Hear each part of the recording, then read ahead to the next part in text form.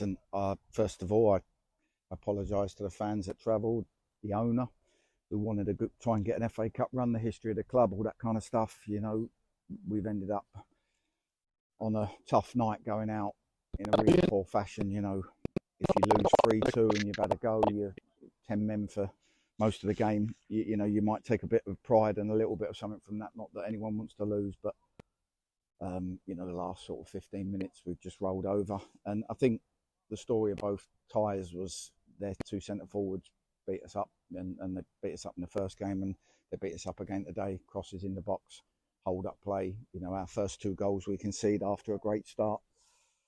You can't defend like that away from home, and it kills the momentum of the team. Then the sending off, great free kick from Cass gets us back in it, and I thought we, you know, for the next sort of 25 minutes we managed the 10 men really well and played really well. And then the third goal was the blow, but what happens after that's not good enough.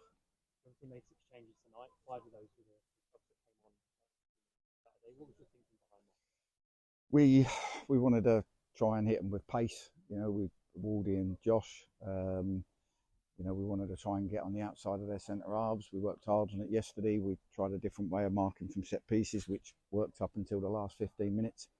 But a game plan goes out the window after 24 minutes when, you know, in my opinion, wrongly, I've seen it back, it's not sending off. There was a lot more worse tackles, and when referees and linesmen make decisions like that, they're going to totally change a game. It's wrong, but I'm not allowed to stand here and criticise them. So I have to say that was tough to take. And I thought the boys had a right go from that moment, but you can't defend the way we've defended today. You know, the first 2 goals are dreadful, and they're the goals that really sort of lose us momentum. We get back to 2-2, and then the defending for the 3rd and 4th are dreadful as well. And by that point, the lads' heads have dropped. You obviously mentioned the red card there. I know you can't go into detail on it. But on Josh, how do you sort of go about now picking his head up? Obviously the rest of the boys as well, but Josh, first start since August. How do you sort of ignite for him? How do you sort of go about Yeah, no, I haven't. You know, I haven't sort of criticised him in any way. I've just sort of said, patted him on the back of the head and said, "Go on, get yourself back up." Like, you know, it's.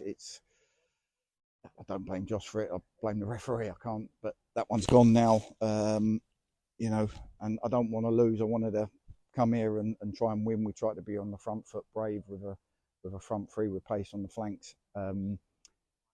And we didn't really get to find out whether that game plan would have worked, because when we got ourselves in front and we had a couple of moments, we defended terribly to fall 2-1 behind, and that's the story of the 2 ties for me. looking forward to that league action now, Saturday auction, and what's the rest of the week look like for you? Well, we've got to try and pick this lot up. We're all emotional, we're all angry, we're all, you know, they've done sort of best part of 80 minutes with 10 men there, so they're going to be tired. We've got to get the bodies back, and then, you know, try and come up with a plan and a way. But ultimately, you know, the boys have got to man up and become a team. You know, when we're good, we're very good. When we're up against it, we crumble, and we've got to change that. Otherwise, the inconsistency is going to drag the team down. Neal, what's your say? Thank you.